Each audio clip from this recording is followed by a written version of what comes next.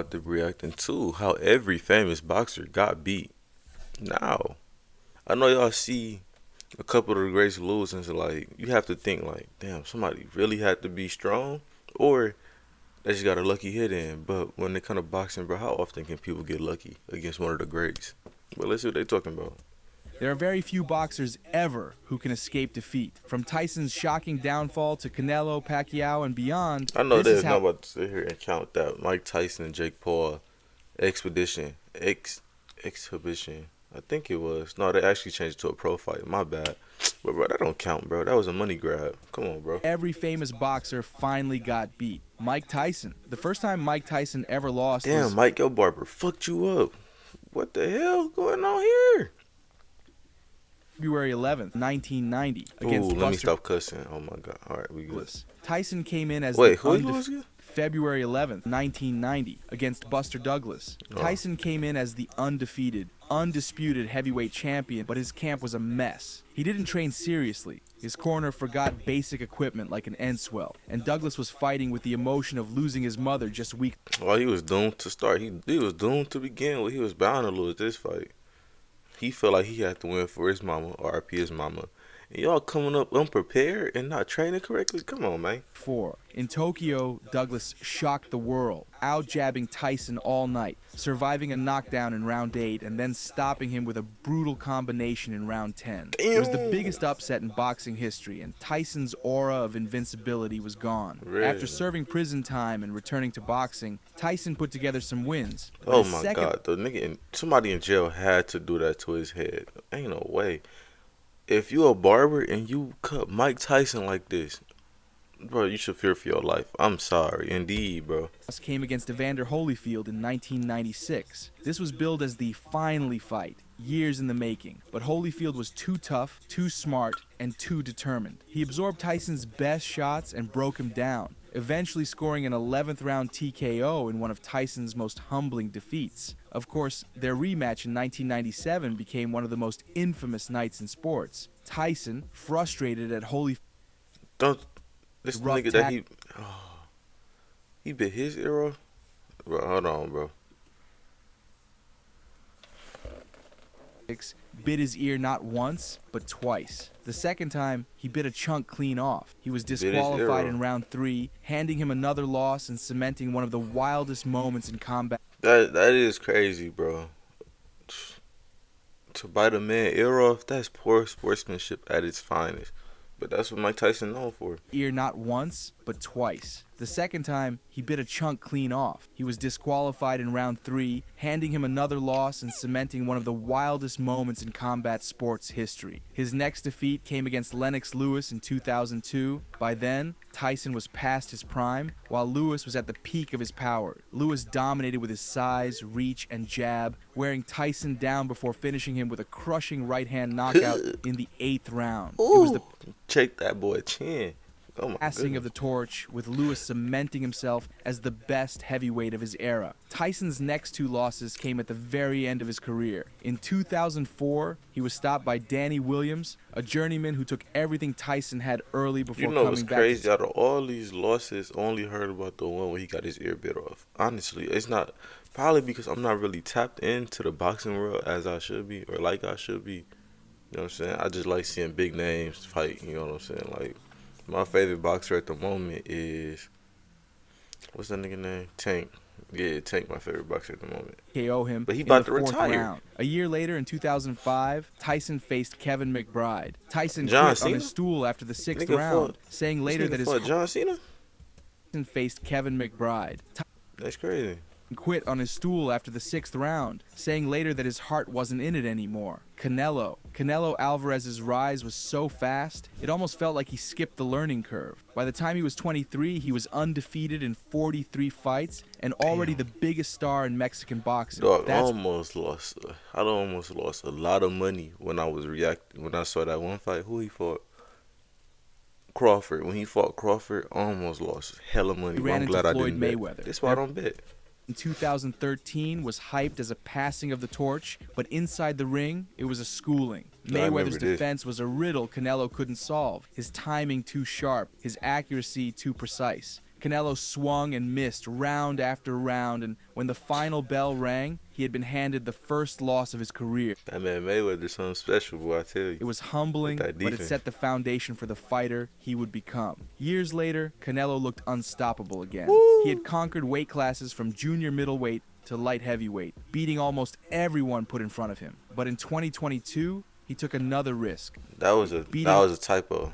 He said 2002. Almost everyone put in Hold front on. of him. But in 2020, 2002. That was a typo. You know what I'm saying? I'm a little, I got a little OCD. You know what I'm saying? he took another risk, moving back up to Please look good, 175 pounds to face Dimitri Bivol. This time, it wasn't Hey man, I'm gonna get an ad block when I get monetized. I know y'all tired of this, but bro, just stay down until we come up, bro. We gonna be there eventually. Trust. speed and slickness that beat him, but size and discipline. Bivol kept him at the end of a stiff jab, smothered his counters, and never lost see his how my camera composure. looking real quick. Canelo pushed, he attacked, he even had moments, but it wasn't enough. We straight, After y'all. 12 rounds, the judges gave it to Bivol, and Canelo had his second loss. Then came 2025, and one of the biggest events boxing had ever seen. Man, I thought Canelo was gonna win this, bro. I ain't gonna lie. That nigga Crawford, he got that dog in him, boy. Psst. Canelo Alvarez against Terrence Bud Crawford, a man daring to jump 2 weight classes to chase greatness. For much of the fight, Canelo pressed forward, looking to bully the smaller man, but Crawford refused to fold. Round after round, goodness. he picked Canelo apart with sharp counters and footwork that kept him a step ahead. By the final bell, the story was clear. The smaller man had just outboxed the Mexican icon. Crawford's hand was raised by unanimous decision, giving Canelo the 3rd loss of his career. Muhammad Ali's first loss came on March 8, 1970. Probably the most iconic boxer, if not the most iconic. Then Mike Tyson is, but Muhammad Ali, that man. Let's get it. The night the world called the fight of the century. Ali was 31-0, fresh off his exile, and finally standing across the ring from Joe Frazier. For 15 rounds, it was everything boxing promised. Ali's speed and combinations against Frazier's pressure and power. Ali Italian. landed in flurries, but Frazier never stopped coming. And in the 15th, Frazier landed a left hook so clean it put Ali on the canvas. He got up, but the decision was undeniable. For the first time, I know if y'all haven't watched the Ali movie, the Muhammad Ali movie, go watch it. How old are you if you haven't watched the Muhammad Ali movie? That's a great movie, a great watch. But yeah, I guess the Muhammad Ali movie, I think they showed this loss and then how he came back and beat him as well. Even though he probably not gonna touch upon how he came back and beat him in a different fight. But yeah, that was crazy. the man Ali Kumbaye. Ali Kumbaye. Come on, man. called himself the greatest had lost. 2 years later, in 1973, Ali suffered again, this time to Ken Norton, a fighter nobody expected to trouble him. Norton's awkward style and relentless jab frustrated Ali from the opening bell. And in the second round, Norton cracked his jaw. Ali fought on in pain for 12 more rounds, but Norton outpointed him and won by split decision. Ali's aura of invincibility took another hit, and though he would avenge Norton twice, that first fight remains one of his toughest nights. Fast forward to 1978, when Ali was already the 3-time That heavyweight nigga champion. fought with a broken jaw for 12 rounds. He got this shit broken in the second and kept fighting until the 12th. Got that dog in him, bro. He faced Leon Spinks, a 24-year-old with only 7 professional fights. Nobody gave Spinks much of a chance, but youth and hunger can shock even the greatest. Spinks pushed Ali all night, outworking him over I know 50 he felt like the man. That nigga fought 7 fights and knocked out one of the greatest, or one against, I think he knocked him round. out. When the scorecards were read, He won. He won by decision. But bro, Leon Spinks had handed Ali his 3rd loss, one of the biggest upsets of the decade. Ali would avenge it later that same year, but the message was clear. Time was catching up. By the 1980s, Ali was far from his prime. His next loss came against Larry Holmes in 1980. Holmes wasn't just any challenger. He had once been Ali's sparring partner, and now he was the heavyweight champion in his prime. Ali, slow and a shadow of himself, hey, that's a story itself. He needed his own story. That nigga went from a punching bag to a world champion. Hey man, different. punishing beating. After 10 one-sided rounds, his corner stopped the fight. It was the only time Ali ever lost inside the distance, and it was painful to watch. Finally, in 1981, Ali stepped into the ring one last time against Trevor Berbick. The magic was gone. Ali still had flashes of skill, but at 39 years old, his body simply couldn't keep up. Berbick won by unanimous decision, marking Ali's fifth and final professional defeat. Manny Pacquiao. Manny Pacquiao's journey. Pacquiao, that dog. I remember Pacquiao and Mayweather, they fought on my birthday. A lot of people say Pacquiao should have won. I feel like Pacquiao should have won. But a lot of people say Mayweather won that clearly. What y'all think? Because I think Mayweather won by decision. But let's see what they talking about. Is legendary, but it was shaped as much by his setbacks as his triumphs. His very first loss came in 1996, when he was still a teenage prospect fighting at flyweight. Against Rustico Torrecampo, Pacquiao came in overweight and was forced to wear heavier gloves than his opponent. In the third round, Torrecampo landed a counter that dropped Pacquiao cold. It was a brutal. Ooh, that gut, boy. Hold on. His opponent. In the third round, Torrecampo landed a counter that. Oh yeah, that's one of them ones. Y'all ever got elbowed in y'all stomach while y'all was hooping? Or y'all ever just got trucked while y'all got hit stick while playing football? Bro, you're not getting up from that, bro. Pacquiao cold. It was a brutal reality check for a young fighter who had been racing through Knocked the opponents. wind out that 3 years boy. later, in 1999, Pacquiao's struggles with weight struck again. Defending his WBC flyweight title against Medgoen Singh Surat, Pacquiao was drained from cutting too much. In the third round, Singh Surat landed a body shot that folded Pacquiao and ended the fight. It Pacquiao in his stomach, man. He just got to get a stronger core. cost him his belt and convinced him to leave flyweight behind forever. For years after that, Pacquiao tore through divisions, becoming one of the most feared punchers in the sport. But in 2005, he met the Mexican legend Erik Morales. Rounds to hand him his third defeat. It was a lesson in elite strategy and one that Pacquiao took twice in their rematches. Pacquiao didn't lose again until 2012. So this Pacquiao, is he like Filipino or something like that? Let me know if y'all know down in the comments. What's when his it happened, ethnicity? I think he It came Filipino. in waves. First was Timothy Philippine, Bradley, my bad. sparked an Filipino.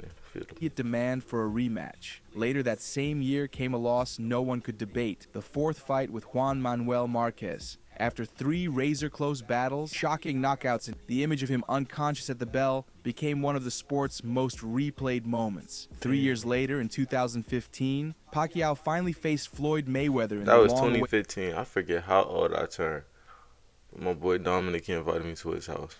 And then, yeah, I lost some money playing 2K that night too. The nigga Dario was busting my ass, but it get like that, fight bro. of the century, and won a wide, unanimous decision. For Pacquiao, it was a night where his aggression met a wall of pure defensive mastery. His next defeat came in 2017 against Jeff Horn, a relatively unknown Australian who bullied to win, but the judges handed Horn a unanimous decision in front of his home crowd. It was another controversial chapter on Pacquiao's record. The final loss of his career came in 2021. Against Yordenis Ugas. Pacquiao, now 42 years old, was still chasing greatness. But Ugas, sharp and disciplined, controlled the fight with his what jab. number that is. Y'all can call that number if y'all want to. W2. Spams be calling me File out your the app. taxes They be blowing my 100% phone free. down. So if y'all Plus, don't get your mind, go biggest call that refund. number and blow their Roughly phone up. 37% But of what I was filers about to say, bro. qualify. Simple Hey, form I'm gonna get an 1040 ad block when I returns get only. monetized. Don't File worry now. about it, baby. Listen, bro, just stay down till we come up. Of course, you're gonna hit us with a little 2 ads. This is gonna be done within the next 5 seconds. But hey, how y'all day going? Word, that's what's up. Counters and earned a clear unanimous decision. For Pacquiao, it was the last time he stepped into a professional ring. Ryan Garcia Damn, he ended his rose career on a was loss. the last jab and counters and earned a clear unanimous decision. For Pacquiao, it was the last time he stepped into a professional Oh, this was the one with Mayweather. What do you one against Yordenis Ugas. Pacquiao, now 42 years old, That was ain't still chasing Mayweather. greatness. But Ugas, sharp and disciplined, controlled the fight with his jab and counters and earned a clear unanimous decision. For Pacquiao, it was the last time he stepped into a professional ring. Ryan Garcia rose on speed, power, and viral hype, a phenom who made knockouts look like jump cuts. His first real reckoning came in April 2023 under the desert lights of Las Vegas Who did when he fight? Hey, man. For y'all that thought, just for any Ryan Garcia fans in the chat, my bad. Tank is better. Just a have to ring let with y'all know. Gervonta Tank Davis. There you go. There go that man. Yes, Garcia sir. fired fast and bold, but Davis had the answer. Timing. A sharp counter left dropped Ryan early, and 7 rounds in, perfectly placed liver shot took his legs away. Garcia sank to a knee, trying to will the breath back into his body while the referee counted him out. It was over. A brutal, clinical finish that taught him the difference between speed and precision at the elite level. 2 years later, his comeback met Times Square, an outdoor spectacle, giant screens, a card built for headlines, That's and cold. They had a fight outside. Rolly Romero across the ring, the underdog who wasn't there to play a role. In round 2, Romero clipped Garcia and sent him down. Oh my gosh. Oh my goodness. And slowed the pace to a crawl, jabbing and smothering the left hook the whole night. When the cards came in, they told the same story the crowd had watched. Romero by unanimous decision, Garcia's second Hey, double sportsmanship from Ryan. No boy. Y'all see professional that? loss. Between those defeats sits the strangest chapter. Devin Haney at Barclays. Garcia dropped Haney How y'all feel about this fight? They say he was on some drugs that he shouldn't have been on. But how y'all feel, genuinely? How y'all feel? 3 times and left the arena with a majority decision, only to have the result overturned months later after a positive test for Osterine. The official record calls it a no contest, not a win, not a loss. The night that vanished from the column where legacies usually live, Jake Paul. Jake Paul built his reputation on being the YouTuber who could actually fight. He racked up wins over fellow influencers. Why do they got Jake Paul in this? Why do this guy put Jake Paul in the same conversation as Tank, Mike Tyson, Manny Pacquiao, Floyd Mayweather? Come on, bro. Muhammad Ali, you putting him in the same conversation? I guess you can put him and Tyson because they fought. But come on, bro. You tripping. You tweaking. Tired MMA legends and even some legit pros. But the undefeated run didn't last forever. His first real test came against Tommy Fury in 2023. This wasn't another ex-UFC fighter or basketball player. This was a young, undefeated boxer with a name to protect, the younger brother of Tyson Fury. Tommy outboxed him, stayed composed, and when it was over, Jake Paul had his first professional loss. It wasn't a knockout, but it was decisive enough to remind everyone that boxing against real boxers is a different world. Hey, man, what y'all think down in the comments below? Honestly, bro, you win some, you lose some. But you live. You live to see another day. But I'm catching niggas in the next one. Yes, sir.